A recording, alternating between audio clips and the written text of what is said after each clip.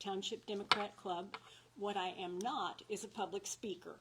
So you're just going to have to bear with me. We'll get through the announcements, and then I'll be able to introduce Wesley Bell. I want to just first of all welcome everybody for being here. Coming out in the evening I know is not the easiest thing to do. We appreciate you being here. All of our meetings are live streamed on Facebook. So if in a future date you can't reach us in person, you can always find us on Facebook. The other way you can contact us or find out about what's going on in the Chesterfield Club is to look at our webpage, and that is chesterfielddemocrats.org. So in one of those two places, you'll be able to find out what's going on in Chesterfield. The announcements I have this evening start out, first of all, with some information about what's going on at the St. Louis Central Committee level. Does everybody understand what the Central Committee is? Okay. There are 28 townships in St. Louis County. Within each township, there are 2 elected committee people. Kathy Paulsmeyer is one of ours. Mike Keene is the other one for Chesterfield. Those committee people then meet, committee men and committee women, meet once a month with the Central Committee. And that, again, is made up of those 28 townships, so whatever, 56 people come together and meet and talk about events and how to support the clubs at that level, and also how to support the Missouri State Party, because that Central Committee then feeds into the state organization. So really, this township level is the very grassroots level of where kind of the rubber meets the road, and it is your pathway up to the Missouri State Democratic Organization and then nationally. So yeah, I think it's really confusing. I think a lot of people don't understand what Central Committee is, but anyway, that's what they are. And one of the things going on with the Central Committee, on October 4th, there will be the Truman Dinner, and that again is a fundraiser for the Missouri State Democratic Party. You can find information about that. We'll have a link on our website and also on Facebook as to how to sign up for that if you're interested. The other thing that goes on and is championed by that Central Committee are events at other townships. One of the things that's coming up, there are a lot of things this fall. We just had one last week. Was it in Baldwin, Maureen? Manchester Homecoming, where we marched, and candidates are there, and you went? I was there with my group. Good. So there's an Afton Lee May Community Parade coming up with the South County Democrats. That is sponsored by State Senator Doug Beck of District 1, and that's going to be 9 to noon this Saturday. There's a Green Tree Festival coming up Friday through Sunday, and that's with the Bonham group, that township, and they will be registering voters at that event. That's the other thing that's on that. Need to tell you how to find the Central Committee. You can find them at stldems.org. I want everybody to remember that web page, because there is a tremendous amount of information there. There's information about registering voters. There's information about what other clubs are doing. There's information about the Missouri State Caucus that will occur March 24th of 2024 for the presidential nomination. So anyway, check that out, St. Louis or stldim.org. Closer to home, 2 things that are going on Thursday. We're going to have a kickoff campaign for Colin Lovett.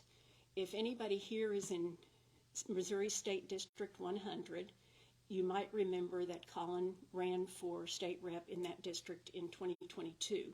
He came within about 35 or 45 votes of flipping that seat. He's running again in 2024, so hopefully he'll be will be successful this time and flip that seat. That is going to be this Thursday at the Wolf, which is at Cares Mill and Clarkson, at 5:30. Cares Mill and Clayton. Cares Mill and Clayton, I'm sorry. The second campaign kickoff that will happen at the same time, unfortunately, on Thursday, is going to be at the Hearth Room, which is at 141 and Clayton. And that is for Joe Perellis. Joe is running for the state Senate seat in the 15th district. That right now, our next election will be an open seat. Andrew Koenig has been that state senator, and he is termed out. So there are, I think, 3 Republicans running in a primary, and Joe Perellis will be the Democratic candidate that is announced so far. Again, 5:30 to 7:30 at the Hearth.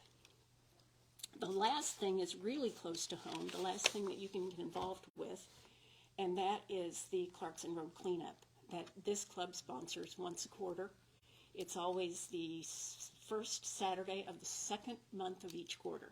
So our next Clarkson Road cleanup, it's difficult. I see the wheels turning. The next Clarkson Road cleanup is going to be on November 4th. We meet at 10 a.m. And we meet always at the southwest corner of Clarkson and Baxter. We're responsible for about a mile of road to clean up, and it's really kind of fun. It's about an hour's worth of work. You get a little bit of exercise, you help the community, and we get our name out there because we're on a sign, 2 signs on Clarkson Road, one going each way. So that's all the announcements I have, other than I think probably everybody in this room has joined this club. If you have not paid dues for 2023 and want to do so, we can do that tonight. Just a reminder, that is our only method of fundraising for this club. So thank you for that. Okay, it is now my pleasure to introduce our featured speaker, Wesley Bell. He is currently the prosecuting attorney for St. Louis County and has been in that position since he kind of upended things in 2018 and defeated Bob McCullough, who was a long-term incumbent. Wesley Bell is now running for the U.S. Senate, and he is here tonight to talk about his Senate campaign. So with that, I'll turn it over to you. Thank you.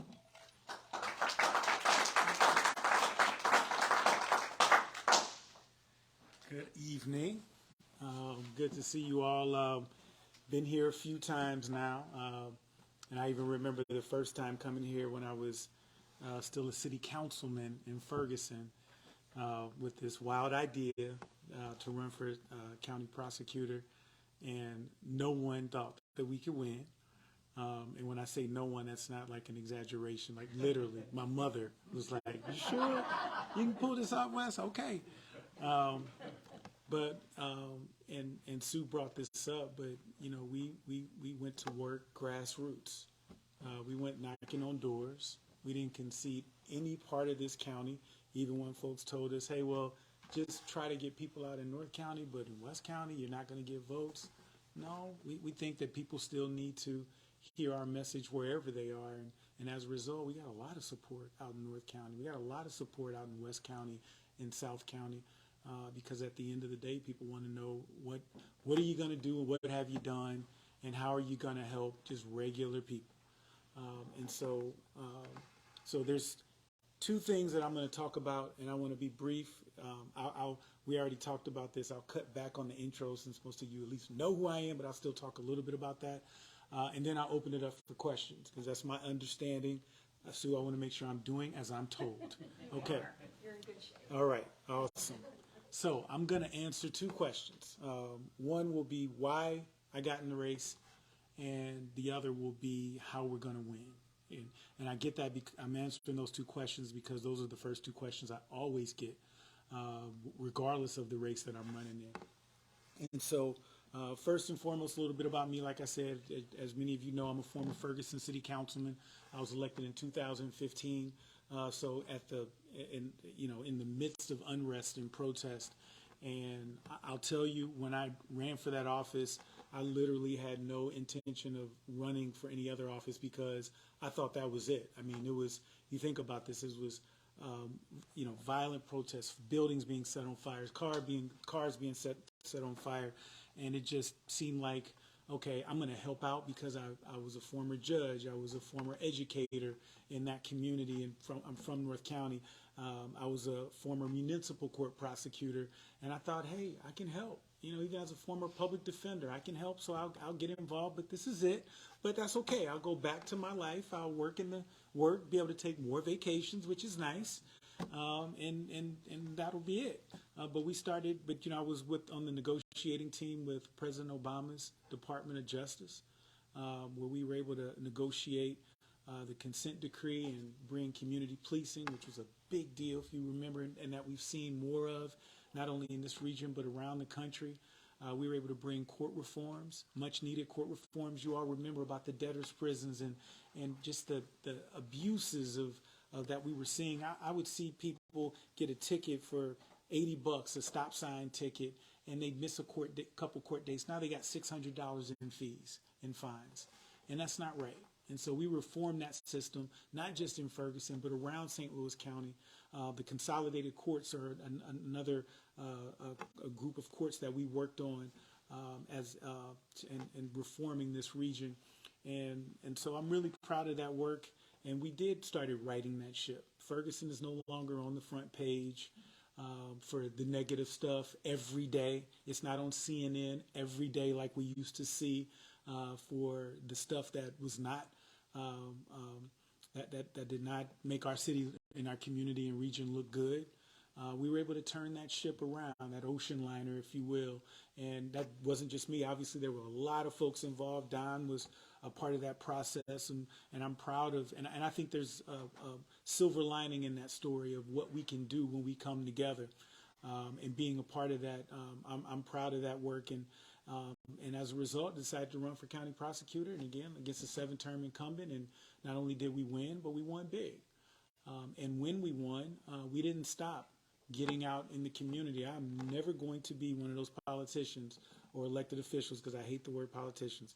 I'm not going to be one of those elected officials that you only see when they're running for office. If you look at social media, I've stayed involved, because I think it's important that we're visible, that we are transparent, and that when you call me, whether there's 500 people showing up or there's 20 people showing up, I'm gonna come, because I think it's important to have these conversations. And I'll be honest with you, these are probably more satisfying in the sense that you get to have real engagement and talk to people.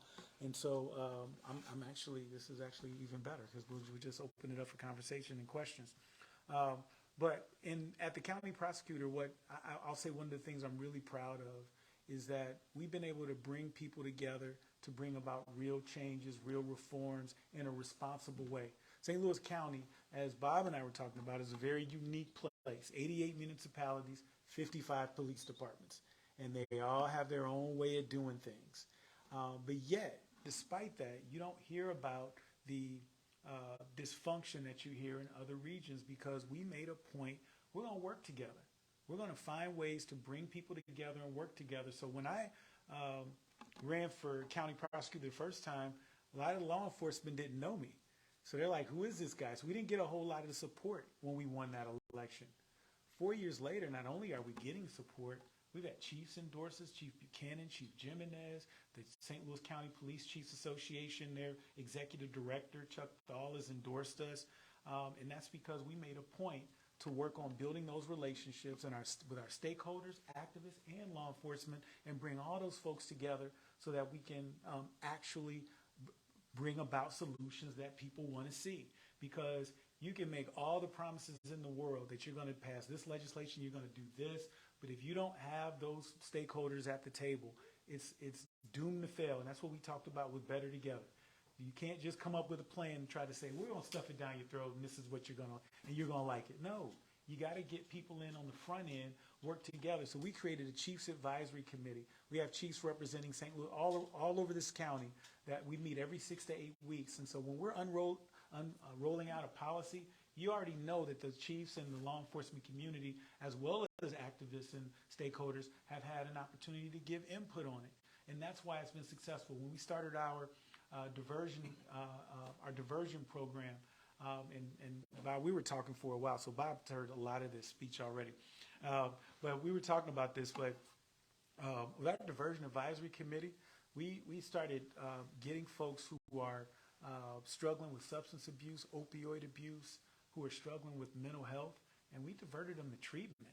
And the way I measure success is, okay, well, what are the reoffender rates? What are the recidivism rates? We know that a year out of jail, after a year, our recidivism rates in Missouri are 45%, meaning half the people are going back.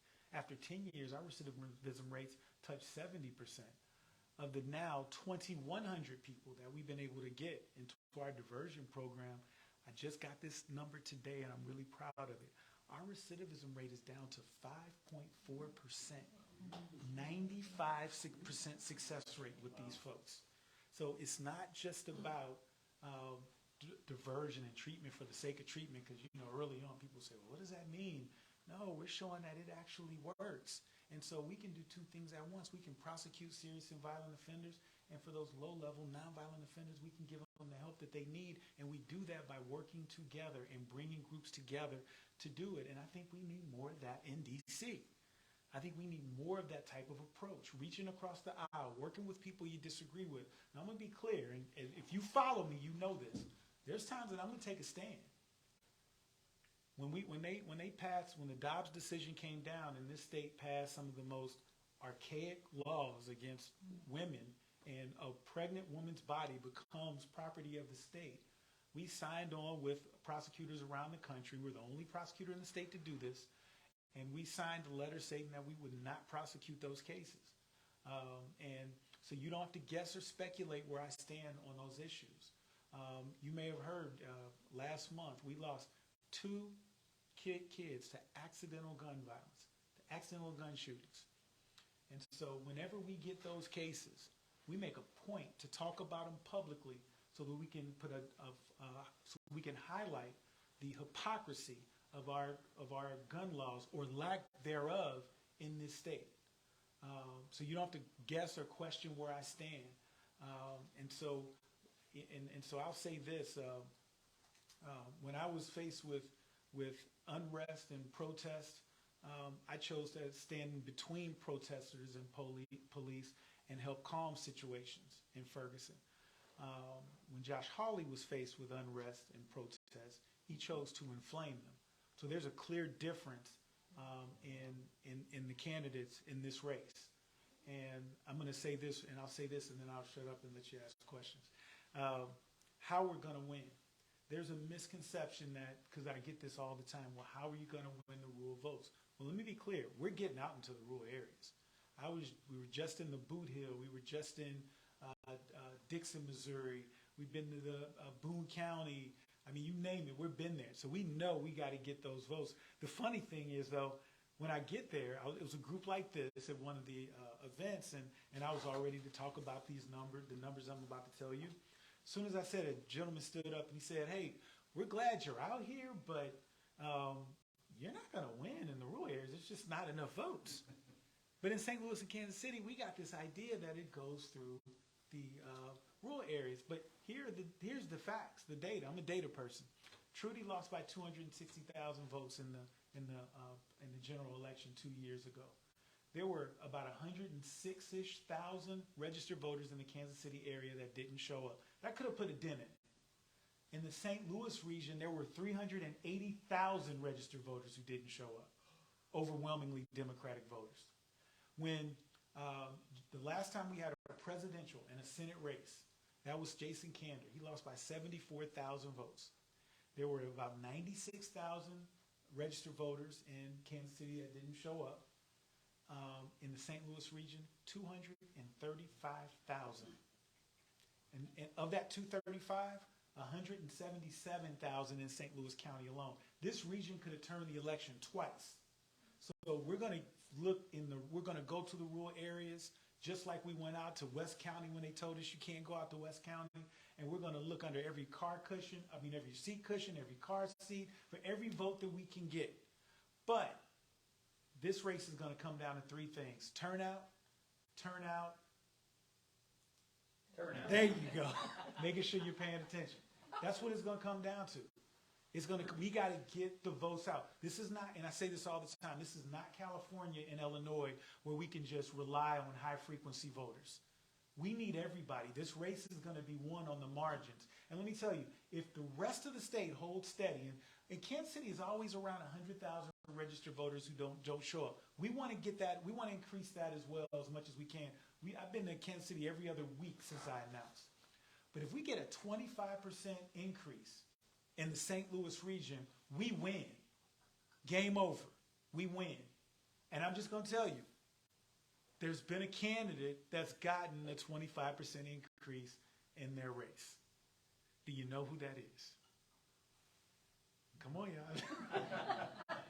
In our race in 2018, we got a 25 to 30% increase in the turnout. That was the highest turnout in the history of St. Louis County.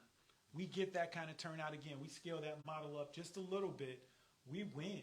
If we're able to get increased turnout in Kansas City, if we're able to just find the 1 to 2 point difference of votes that we can get in the rural areas, we win by a lot. So when I tell you that there's a path in math to winning, this is not a platitude. Listen, my job is tough enough as it is, okay? I'm not getting in this race if we don't see a path to win. And I got a great team with me, GPS, Roy Temple, Jordan, who's worked on several campaigns as well. We're not getting in this race if we don't think we can win. But not only do we think we can win, but we're excited about it because we also think it's going to help get other Democrats elected across the state. And I want you to think about this. Crystal Quay's running for governor. She's over in Springfield, okay? Let's just say we get a 10% increase in the Springfield area, but we get a 15 to 20% increase in the St. Louis region. Those are Democrats coming out. That's not going to just help our race. That's going to help up and down the ticket. So we're not talking about just we're doing this for our race because, as you all know, if you paid attention as well, we've been focusing on building out the electorate. When I ran last year, we ran unopposed. We had some guy, Green Party. He wasn't even an attorney who filed, but we didn't have a Republican file. So instead of sitting out the race, we focused on low-frequency voters. We got about 20,000 postcards written. Jen Lohman, and Annie Marshall, and a bunch of folks who helped out.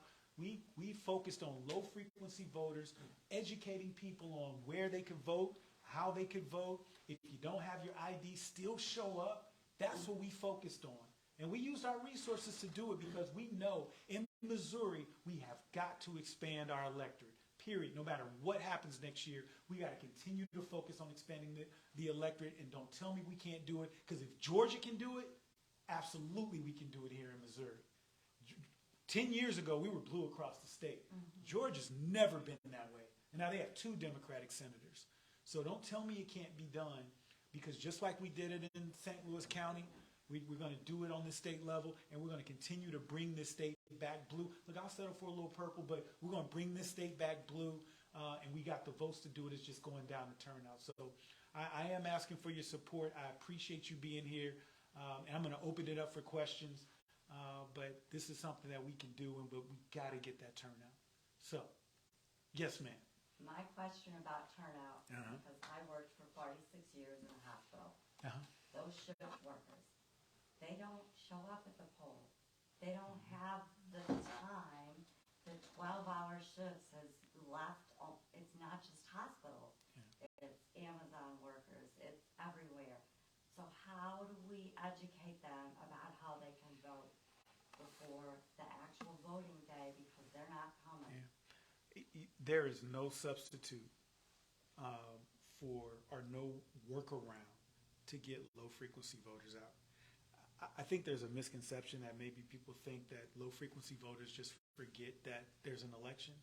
No. When you look at what the research shows, these are people who don't have faith in the government. They don't think that their vote matters. And politicians generally don't do a good job of helping with that, because the typical approach that politicians take is that they're looking at the high-frequency voters. And I understand where they're coming from because the data is unreliable. You don't get as much bang for your buck because low frequency voters, the addresses are often wrong. The phone numbers are wrong. And so you're spending this money and you feel like you're wasting the money. So I understand where they're coming from. But this isn't California. This isn't Illinois. We got to put the resources in the low frequency voters because the tried and true method that gets people out, and we are a testament of that. North County is the biggest voting block in St. Louis County, which is the largest county in the state, and is typically the lowest turnout. We went in and we knocked on those doors and we asked for those votes. That's the most impactful way to get people out is to ask them. Now you got a bunch of people; it's harder to get in a larger state, so you got to be targeted in those areas. You can't shy away from those low frequency voters, and that's what we've been doing. That's what we've done in the last several elections. So we're not starting from zero. We've identified a lot of these folks, and we got a record to run on. And so I'm gonna make my case, and others will make their case. But I think that what resonates with voters is when you can say, "Hey, not only is this what we're gonna do, but this is what we have done," and that matters to people. Yes. I wrote a lot of those postcards that you Thank you, funded, and I really appreciated that you took the time and you used your resources to do that. Is there any metric on how successful that was, or is there any way to know? So what we do is we're looking at, we are getting these lists from voters. It's just that we're not just focusing on the high frequency voters because we know those folks are coming out. And don't get me wrong, we're not taking them for granted. You gotta get those folks out too. All of us in this room, I don't care what it is, I'm voting. But we made a point to look at those low frequency voters, and that's the universe of people that we focused on. And so what I can say is we had a theory of the case when we ran for county prosecutor. We looked at the polling, we looked at the universe of voters out there, and we knew, hey, there's a large number of folks out here who don't vote. We got to go after them. And that was the largest turnout in the history of North County. So it's hard to say because it's not like there's a tracker on the postcard, Right.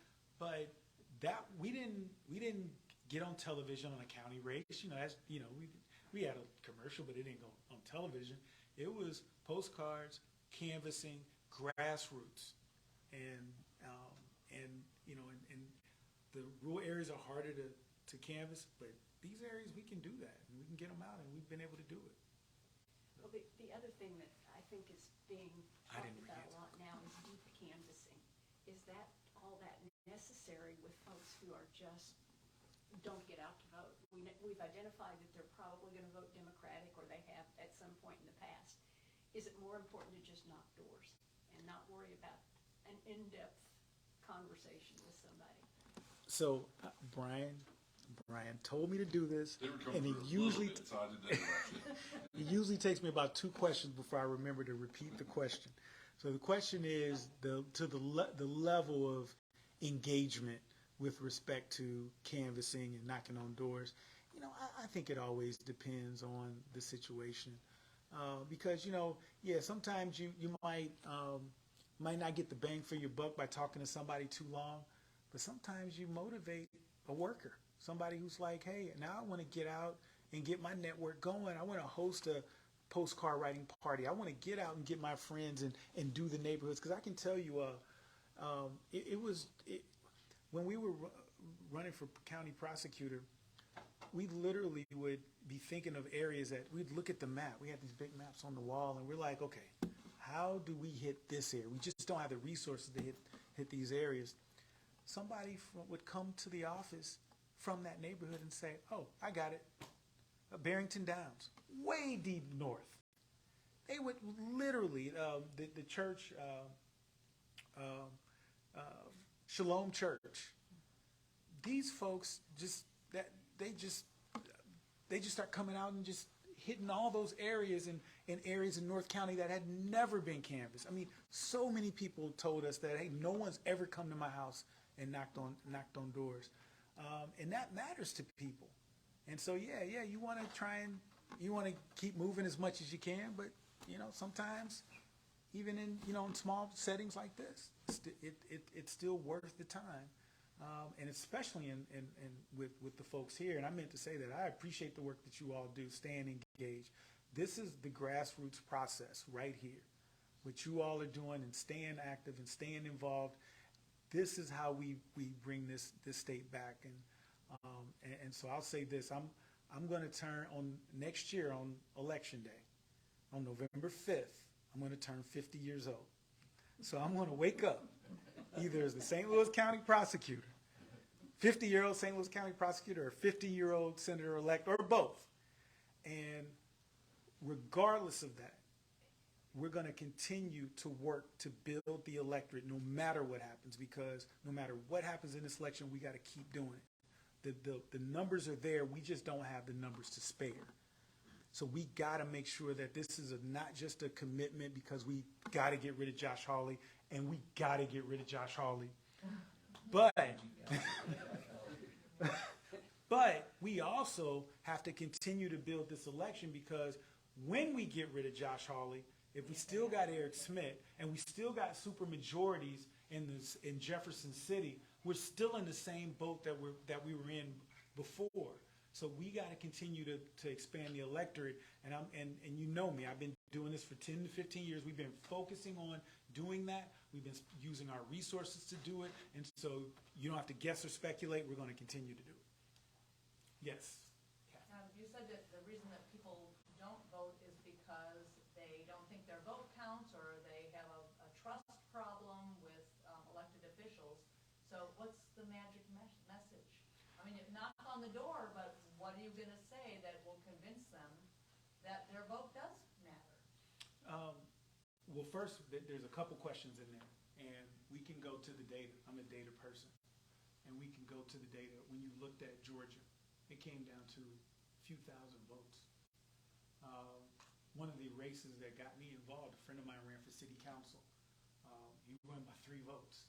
I'm literally thinking that night when we refreshed and he had won, like, I won this election. There's like 10 of us that are like, I won this election. We were all saying that because we know there were at least several people that we turned. But then also, one thing that I do is, this was something that was important to me, because I believe that you earn your way. You know, I was taught, my dad's a retired police officer, my stepfather, I was fortunate to have 2 men in my life. Many people don't have one.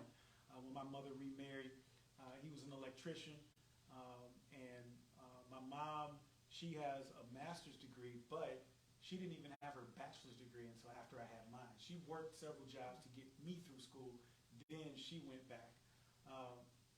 And so it was important for me to say, look, this is what I've done when I run for a different office. When I was Ferguson City Councilman and I ran for county prosecutor, I was not going to run unless I had some things to say, hey, this is what I've been able to do. And we were able to turn a situation, a historic situation around. And a lot of folks were involved in that, not just me. And so as county prosecutor, it was the same thing, because I've been getting asked since I got elected, are you going to run for anything else? And my honest answer was always, if I earn it. And so when I tell people now is that we said that when I ran here, I sat in this room and said, we're going to reduce the jail population for low-level nonviolent offenders. Not only does it save taxpayer dollars, not only is it helping connect folks to health care, which, Don, we've talked about this. You want to address your public safety situation? You want to address public safety or in your violence, cure violence? It's through the healthcare system. It's all connected. Addiction, all these things are connected. And so what we wanted to do was reduce the jail population for low-level nonviolent offenders. We were able to do that by 35%. We wanted to expand diversion programs, treatment programs, and make sure that they worked. And so we kept track of that data. And so not only have we saved the county millions of dollars, saved taxpayers millions of dollars, but we've also increased the number of serious and violent offenders that we've prosecuted. And for those low-level nonviolent offenders, we've been able to expand the treatment program. And so when I start talking to people about what we've done, how we have changed the narrative of criminal justice reform in this county. When I came into office, every time I did an interview about treatment programs, there was always a counter argument, and not Jason. Jason didn't do this. There was always a counter argument of having someone on the interview that would say, "Oh, well, this is just soft on crime." So we started bringing the data. I was like, well, we ran the data 2 years after I got in the office. Well, we've increased domestic violence cases that we've charged by 41%. We've increased the number of homicides we've prosecuted by over 50%. We've increased the number of assault cases that we prosecuted by 80%. But we've also expanded the number of people that we've treated for low-level nonviolent crimes by several 100% because we weren't doing it at all. And those voices got quieter and more quiet. And so now when we talk about it, people get it. We don't have to convince them that this is the right thing to do. Folks in this county overall get it. And so I think that, myself and a lot of folks have a lot to do with that. And when we go to someone's house and we knock on their door, we can say, these are the things that we've done. These are the stances that I've taken. And so when I tell you something that I'm going to do it, and if I don't, I'm going to come back and tell you why. And that matters to people. That resonates with people. Yes. This is obviously a political organization, so a political question. Absolutely. What do you project your campaign cost, or what do you project for that? And then PAC money, or simply donations, or funding it? There's two parts to that question: primary and the general. Yes. Right. And the primary, I don't think the primary is. So just let me tell you, for me, it's about where you put your resources. And with Democrats, we're going to get out, we're going to knock on doors, we're going to make our case. But our focus is on Josh Hawley. And in the general election, we know the national folks are coming in. We've already been talking to them. We know the money's going to come in because he is a target nationally. And so I can tell you right now, there is not enough money in the state right now to beat Josh Hawley. It's just not there. No matter what it's just not enough. But once the national money comes in, and matter of fact, we've already started getting national endorsements. The Collective PAC has endorsed us. Matter of fact, today, if I'm not mistaken. Once that national money comes in, we don't have to outraise them. We just got to get enough to get our message out. Because we have an advantage over that he doesn't have, and that's on the ground. He doesn't have constituency services here in Missouri. Anybody seen a Hawley office? Ever? No, there are no constituency services. He doesn't have a grassroots machine in place. We got outraised by 5-1, something like that, something insane. But we knew with volunteers and grassroots, which grassroots beats money every time. So we just got to get in the ring. We got to get there enough to get our message out, and we're going to beat them. Period, because the numbers are there. And the good thing, and another advantage we have is that we're not starting from zero. We've already been doing this. We've already been reaching out to these folks. We've been doing this for a few years now, so we've identified those folks. North County, West County comes out generally speaking. South County comes out generally speaking. North County has not, but we've been able to bring them out, and so those folks know us too. So. But we know at least one of your other primary candidates is not taking PAC money. Are you taking PAC money? We're not taking any PAC money, but at the same time, we're going to have to, and I'll say this, see, you almost got me. I am not going to speak for other candidates. No, I don't expect you to. No, but the response would have to talk about other candidates, so I'm not going to do that. What I'm going to say is, I come from a different place in the sense that people know me. People know that I'm going to say what I do, what I say I'm going to do. They know that I'm going to be fair, and if it's a tough case, and I'll use an example of the MODOT case. That was a tough case to deal with because do you all even know what I'm talking about? No. A man was. So we'll say it like this, was allegedly fell asleep or what have you, driving a car and then hit some workers and killed them. This is one down here in St. Louis County itself, Yeah, it was in on the highway. Yeah, on the highway. And our prosecutors, and I'm talking about prosecutors who've been in office for 15 years, we were all like, this isn't right. We got to prosecute him. Something's wrong. This isn't right. And so we sought out experts who all of them said he was having a health episode. He shouldn't, some people argue he should have known it. And the grand jury said, no, we're not prosecuting the case. And if the grand jury says no, we're not going to do it. And it's a secretive process, so I can't go into too many of those details. But what I did was I still sent out a release explaining what we could explain, because I think it's important for people to know why. And not and I think, and I say that to say that,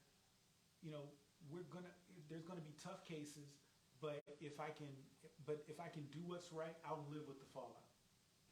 The Brown case, family asked me to prosecute the case, as many of you know, and I told them I won't do that. What I will promise is that I'll look at it. I think it's the least we can do. And I was a scab in our region. A lot of folks were like, okay, we don't feel confident that it was investigated properly. That's what a lot of folks thought about it. And so we did it. And what we found is that, hey, with the evidence we have, we cannot prosecute this case. Now, I could have just hid back and just not said anything, but I don't think that would have been good for the region. And as a result, so we talked about it. We were transparent. We explained exactly why we did what we did and why we couldn't prosecute. And and it was a tough pill, obviously for the family and other supporters. But we didn't see protests. We didn't see any of that because people knew, hey, this is what we're doing. So if there's any controversial cases, we're going to be transparent about it. And I think that's the right way to do things. And so, yes, Bob. Tell us a little more about the timing of your announcement to run for Senate. I'm laughing because Was I supposed to ask that? you were. Okay. We were talking about it. I'm like, before I launch into this, why don't you ask me in front of the group so I don't have to say it again? So some people, it's funny to me that I was getting a question of, well, why'd you, what took you so long to run? I'm like, I announced 14 months before the primary. Like, what do you, but I get it. And so a little bit of the inside baseball, we got a reporter. I'll still go into it. It's no secret. We got word of stuff that was going on in St. Louis City. And with the circuit attorney's office. And there was at least rumors that, there was going to be a change made or she was going to leave. And there were inquiries with us from different leaders of I was asked directly about merging our offices and would I be okay with it. And I'll tell you, I didn't want to do it because I would have been a headache, but I would have done it because I thought it was in the best interest of the region. Then we were in also another option that was on the table. We were asked if we would help manage the transition, which could have been up until for a year until the next election. And my thoughts were, if this is best for the region, I'll put aside any run until that's resolved. And I didn't want to start talking about a possible Senate run because I didn't know how that was going to play out in Jeff City and complicate things, because if they were going to merge the office or if they wanted me to manage the transition, I was going to stay and I was going to commit to staying because I thought it was in the best interest of the region, even though it was not in the best interest of me personally. But once the governor made his decision, we already had everything in place, ready to go, so we weren't going to waste any more time. But that's why it kind of seemed like it came out of nowhere, because our office we were focused. Our leadership team had gone down to the circuit attorney's office. We had done an evaluation, and we helped Gabe Gore as a result of that, because we had done some of that work on the front end. We're still helping. We have here now, came from nowhere, so hopefully I'm not going to get punished for helping out. You never know, right? Yes, Paul.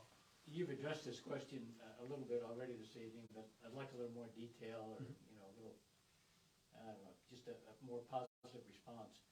you have a Democratic opponent who's very popular and very active and has been for a long time in outstate Missouri. How are you going to get support in outstate Missouri? And I understand that you're working hard in St. Louis and Kansas City and Springfield, and that's very important. I've got a friend who's a pig farmer up in northwest Missouri, and she and her whole family, and it's a big family, would never, ever vote Democrat. And, you know, that to me is the typical rural voter. How do you get them on your side? And what are you doing now to do that? Because I know your opponent is out there working the streets. Opponents. I'm not aware of anyone who's been out there for a long period of time. We had the gentleman who ran in the primary last time, but that was just a few years ago. But I'll say this. We've been, I don't think, I would say, honestly, myself and probably Eli Gross have been to more places than anyone, particularly since I've announced. And so we've been to the Boot Hill. We've been to Monroe City, the Northeast Democrats. We were just in Dixon, Missouri, in So what Pulaski are you doing County. in those areas? What Yeah. specifically are you doing? You don't have to see. I don't believe that you got to change your message. I think that's inauthentic. So what I do is I tell people, they ask the same questions that I answered to you. Why are you running, and how are you going to win? And the funny thing is, like I said, when I talk to the rural voters, they want to win. They want to win. And so when we talk about the issues that need to be addressed out there, hospitals, healthcare, education in schools, those are the issues that they care about. They don't care if it's coming from somebody from the bigger city, from the smaller city. They care about that somebody's going to address these issues. And so when I come there, I can come as someone who has experience as an elected official, has an experience of bringing people together to bring about real solutions. And I'll say, again, I'm not going to comment on any other candidates. They can make their own cases, but I can make my case that as a county prosecutor, as a legislator, as a Ferguson City Councilman, that you don't have to guess or speculate on whether we can do the things that we say we're going to do, because we've done them. And I'll even say this, and this is something that resonates with a lot of our rural folks, is that I'm tired of Republicans thinking that they have a monopoly on public safety. Whenever we hear conversations nationally, it's always Democrats are soft on crime, Republicans care about crime. Well, guess what? They lose that argument with me, because we got the data to show that we not only prosecute serious and violent offenders, but we can also look at opioid addiction and help those folks. That resonates. That's been resonating with them. But the biggest argument, the biggest argument that has resonated with those folks since I've been getting out into the rural areas is when I talk about how we're going to win and where the votes come from and where we're going to get those votes. Because the reason, there's several reasons why this state has gone red. The first one is this region. We don't get the turnout that we need in this region. This statewide, this is the region that has the highest turnout, but not enough turnout of folks of registered voters who aren't coming out. I'm not even going to get into the voters who aren't registered. That's a whole nother universe that would send us way into the blue in this state. This county right here is, in every election, if we just came out at the same rate as Kansas City, this state would be blue. In this region, if this state right here, this county right here is where we start. Then Kansas City, Boone County, Springfield, and then you go into the rural areas, and because you can. There's some room to bring those points up a few points if you get that turnout. There's a lot of voters out there in the rural areas. So we're not conceding anything. I hope you didn't get that from my comments. No, I'm telling you the plan, but we're going everywhere. And we're going to continue to go everywhere because at the end of the day, they just want to win too. And they get it. And here's the thing, I'm just going to be honest with you. If you're sitting here thinking that, and again, I stumped for McCaskill, I stumped for Trudy Bush when she won the nomination. I think y'all know me. When Democrats need to win, I'm going to be there. But we got to get that turnout. We just have to get the turnout, and if you want low frequency voters and marginal voters, they're not coming out for people they don't know. And that's just the truth. That's politics 101. They're not coming out. It's just not happening. So we can keep doing the same thing we've been doing and say, oh, well, we'll just get our high frequency voters out. That's fine. And then we'll just keep losing. Or we can say, how do we get these low frequency voters out? And we've done it. You got someone who's won tough elections. So you don't need to win red counties. You need to get blue voters in red counties to show up. Absolutely. You know, it's about reducing the margins. Instead of losing 80 to 20, maybe we lose 70-30 in some of these small counties. That's less margin of air that we need, you know, in the St. Louis region or the Kansas City or Boone County, where we got a bunch of Democrats. See, here's the facts, folks. The smallest township in St. Louis County is larger than 80 of the townships across the state of Missouri in the rural areas. So don't get me wrong. I just want to be clear, Paul. I do not want you leaving here thinking Wesley doesn't care about them. No. Get on Facebook and you'll see. Get on my sites. You'll see, because we post it, because I want people to know we're going everywhere to get the votes. But the turnout has to be us. We got to get this turnout if we're going to turn this state. We have to. We have time for maybe one more. Okay. Yeah, it's about. Any more questions? If there's a couple, ask them at the same time, because, again, I'm doing what I'm told. So if you got a couple, ask them at the same Let time. me just go with, one of the differences between the urban, suburban area and rural areas is that focus on guns. And I'm sure you've got the appeal here because we know what the attitude is here. Rural areas, and recognizing you're going to still have some, you're never going to win there. But how do you deal with the gun issue in the rural areas? And love that question. Anything else, and I'll answer both of them, or is that it? Okay. So, quick story. Went to Monroe City. Anybody been to Monroe City? They know where it is. Right. A couple hours from here. It's about like this room, it seems like. Anyway, so I go there, and one of the first questions I get is guns. What is your position on guns? And I'm thinking, okay, here we go. But I'm not going to change my answer. I'm like, look here, I'm a gun owner, but I believe in common sense gun safety laws. I think that local communities should be able to have some say in regulating them. When I'm taking my family to the baseball game, the city should be able to say, hey, we don't want AR-15s around Busch Stadium. That's simple. Every single one of them agreed with that. Because one thing that Republicans have done is that they've gone after St. Louis and Kansas City, the crime in those communities. But people aren't stupid. A lot of those folks are saying, yeah, we believe that there's a lot of crime out there. So doesn't it make sense that they should have some say in their gun laws? And so not one person disagreed with us. So when we just talk about, hey, look, we get it. When you're in Monroe City, when you're in Phelps County, guns is a little bit different. You're hunting. I was actually born in Alton. We lived in Godfrey.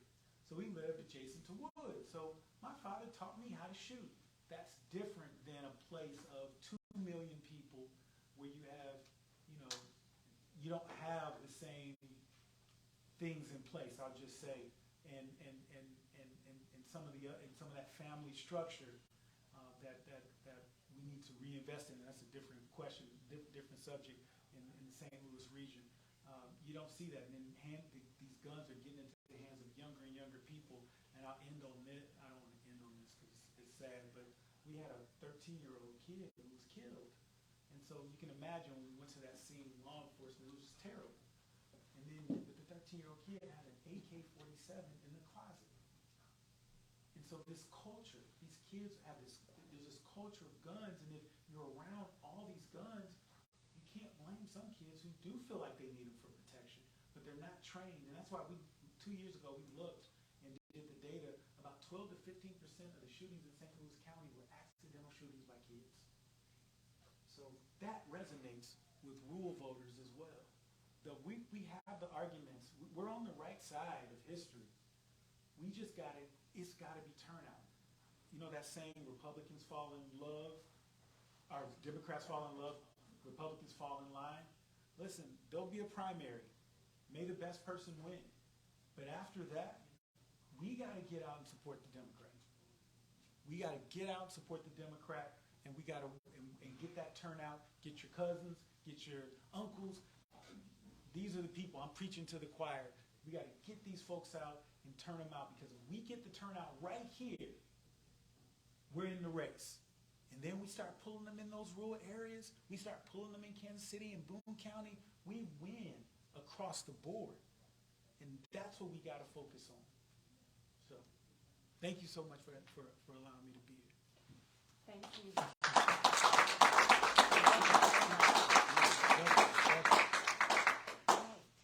Thanks again, everybody, for coming. We'll see you again in October.